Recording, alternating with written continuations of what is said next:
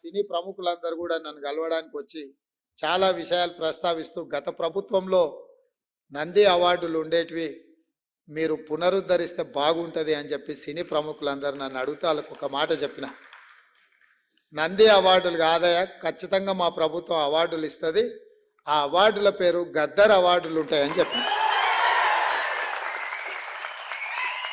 గజం కేవలం 4,500 రూపాయలతో 165 గజాల భూమి కేవలం 8 లక్షలు మాత్రమే. తెలంగాణ రాష్ట్రంలో కవులకు, కళాకారులకు, సినీ ప్రముఖులకు రాష్ట్ర ప్రభుత్వం తరఫున అధికారికంగా ఇచ్చే అవార్డులకు గద్దర్ అవార్డ్స్ అనే పేరు పెట్టి గద్దరన్నను గౌరవించుకుందామని చెప్పి ఈ వేదిక మీద నుంచి చెప్తున్నా. ఇదే శాసనం, ఇదే జీవో అని చెప్పి, నా మాటనే జీవో.